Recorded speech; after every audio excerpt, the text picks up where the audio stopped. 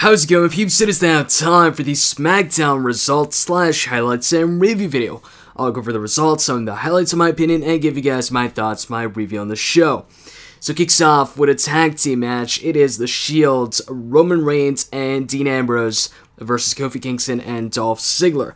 Most of the match is dominated by the Shield, and by the way, Seth Rollins was on commentary during the matchup. Yeah, Michael Cole, of course, questioning him, or asking him some questions about if there's any problems within the Shield, and of course, JBL is all like, come on, Michael Cole, stop, asking him stupid questions. And anyways, towards the end of the match, Kofi Kingston gets the tag, he tags in Dolph, and Dolph Ziggler starts picking up some momentum. Eventually, Reigns takes down Ziggler, and then it looks like he's about to hit the Superman punch. He goes in the corner, prepares for it, and at that point, Dean Ambrose, who was on the outside for a moment, he goes back on the apron, and he tries to tag himself in like he did on Raw, but this time Reigns sees it, so he kind of gets out of the way, and then Ziggler, because of the distraction, Ziggler actually hits a DDT, a jumping DDT, on Reigns. At the same time, Kofi Kingston took Ambrose off of the apron, and then Kofi for some reason went for Trouble in Paradise on Seth Rollins, who got off the commentary, or off the seat on the behind the commentary table, but he missed, and then Dean Ambrose grabbed Kofi and threw him onto the barricade. Ziggler then went for the zigzag on Reigns, but Reigns held on to the ropes. Ziggler, though, bounced off the ropes and charged at Reigns once again. This time, though, Reigns catches him with the Superman punch. And then right afterwards, he sets up for the spear. He hits the spear on Ziggler.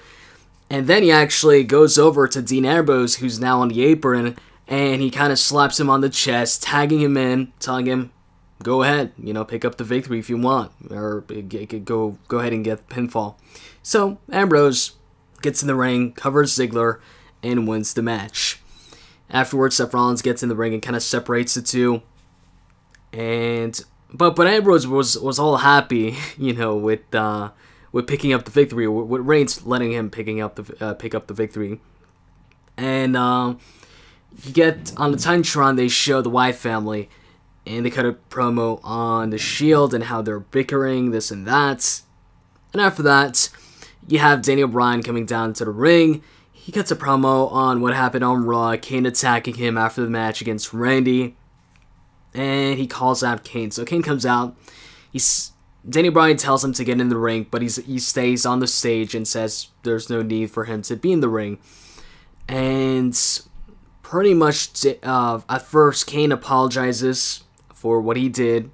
And then Daniel Bryan tells Kane, what happened to the old Kane? What happened to the devil's favorite demon? What happened to the Kane that, was my friend? Where, we were tag team champions together. We'd yell out, I'm the tag team champion. No, I'm the tag team champion. I'd say yes. You'd say no. You'd say no. I'd say yes, or whatever. Basically, going over what they used to do as a tag team. He tells Kane, drop that cheap suit, that cheap tie, put on the mask, and Kane pretty much says, he likes what he's doing right now, and, just like the popular saying, you can either make friends in this business or make money. He likes, the position he's in right now, and he's pretty well off. Also, Kane tells Daniel Bryan that they're not friends, and they never were friends. And so Daniel Bryan eventually tells Kane to come down the ring, and, since, he doesn't like being friends or doesn't want to make friends, how about, they fight it out like people that aren't friends or whatever. But Kane declines and instead makes a match up for later, Daniel Bryan versus Antonio Cesaro. Afterwards, they showed another Alexander Rusev video, and after that, it was a Divas match, AJ Lee versus Nikki Bella. Both Tamina and Brie Bella were at ringside. And at some point, they were fighting on the apron, and I believe it was Nikki Bella. Nikki Bella grabbed AJ, and she tried to throw AJ, I guess, on Tamina, but Tamina got off the apron. Brie Bella kind of stayed there. Nikki accidentally threw AJ onto Brie Bella, and then afterwards she was checking on Brie, or, she was like, in between the top and second rope, just saying Brie, and Brie was kind of knocked out. And then AJ takes advantage of that. She kicks the ropes into Nikki Bella's throat, or neck, and then she follows that up with the Black Widow. Nikki Bella taps out, and that's it for the match show.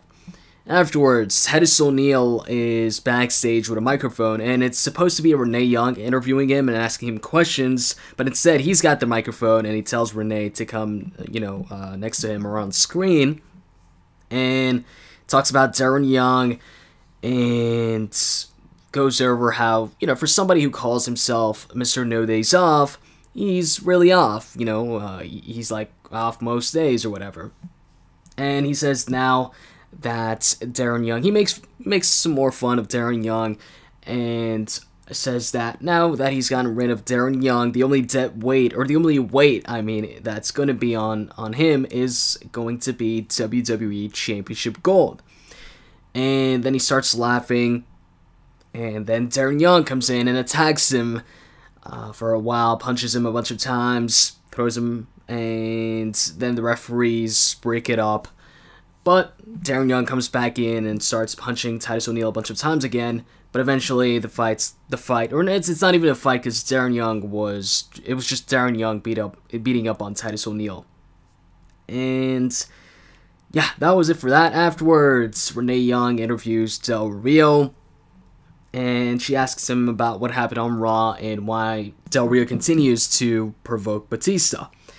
And Del Rio talks about how Batista calls himself the Animal, and Del Rio's the Tamer, and he's going to turn Batista into a little puppy drinking milk from a saucer.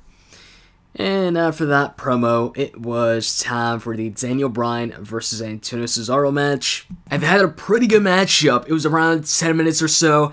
It wasn't as long as I think the match they had on Raw a couple months back, but it was a good match. And at some points, Antonio Cesaro went for the neutralizer, but Daniel Bryan got out of it. And he tried to go for the yes lock, but Antonio Cesaro kind of got out of that too. And at some point, Cesaro hit a pretty nice clothesline where Daniel Bryan, flipped over, sold it pretty well. And in the end, Daniel Bryan, though, hits a tilt-a-whirl head scissors into the yes lock for the win. Antonio Cesaro taps out, and Daniel Bryan wins the match. Afterwards, Kane's music hits. He comes out, he comes walking down the ramp, and Daniel Bryan's waiting for him, looking at him. And then Antonio Cesaro is behind Daniel Bryan. He turns him around, and I believe he hits an uppercut on Bryan, follows that up with the neutralizer.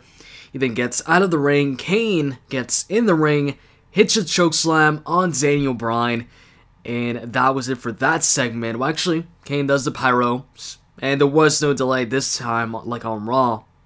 But I actually realized the reason why there was a delay on Raw was because Randy was kind of close to the corners, so, I'm pretty sure they didn't want Randy to blow up. So, yeah. And, man, I think I wanted to say something else, but I forgot what it was, I think. Oh yeah, is Kane gonna apologize once again now that he also chokeslammed Daniel Bryan once again?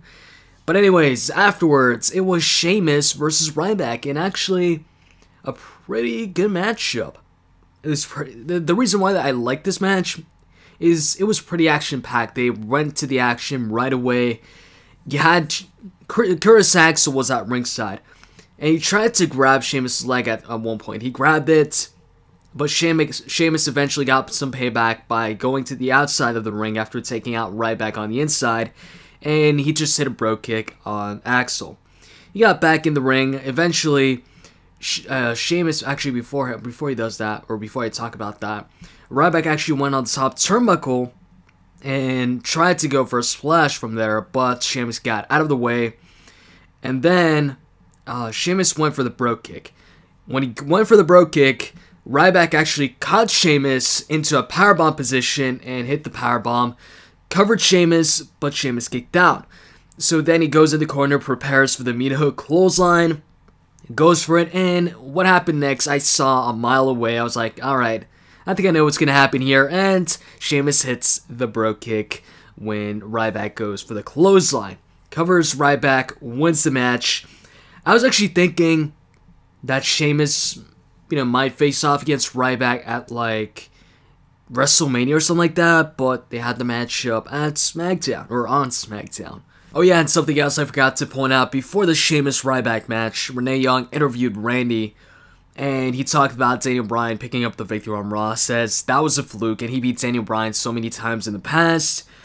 And then he goes over how he's going to beat Christian tonight, he's also going to beat Sheamus, he's going to beat John Cena next week on Raw, and he's going to beat Antonio Cesaro, and then go on to the Elimination Chamber and eliminate all 5 men, and then remain the best superstar in this generation or any other. But anyways, after the Ryback-Sheamus match, they showed a replay of the Michael Cole interview with Triple H. After that, it was Bray Wyatt versus Goldust. And towards the end of the match, Goldust goes, by the way, Cody is on ringside, so are Eric Rowan and Luke Harper. Anyways, Goldust hits a spinebuster on Bray Wyatt. Right after the spinebuster, Bray Wyatt rolls out of the ring.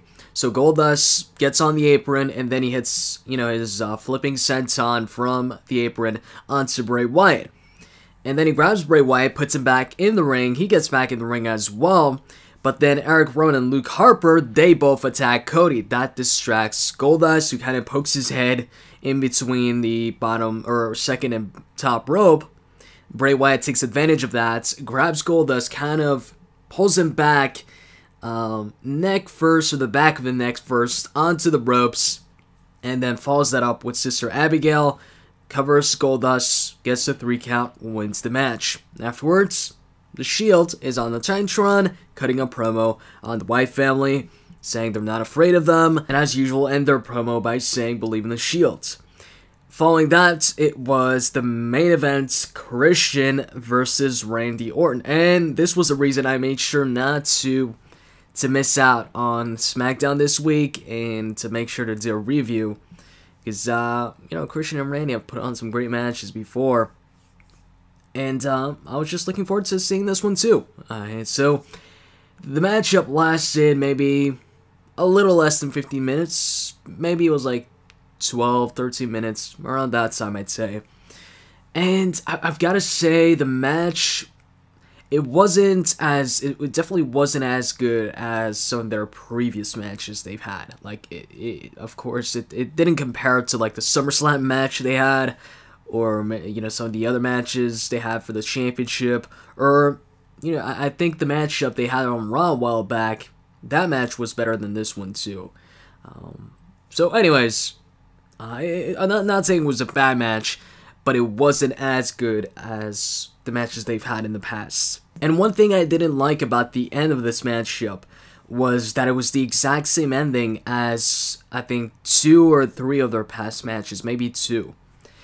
You guys remember the first time Christian lost the World Heavyweight Championship to Randy? How do you lose it? Of course, in RKO, but how did Randy hit the RKO? Christian went for a move from the top turnbuckle, his sunset flip powerbomb, and Randy caught him with the RKO. And then I think at SummerSlam, it was the same thing. Christian went for a sunset flip powerbomb, Randy catches him with an RKO as well. I'm not sure if the match they had on Raw a while back was the same ending. Maybe, maybe not. But bottom line, they've done that ending in 2 matches before, 2 of their matches before. And they did that again this time, where Christian went for the sunset flip powerbomb, Randy caught him with an RKO, covered him, and won the match.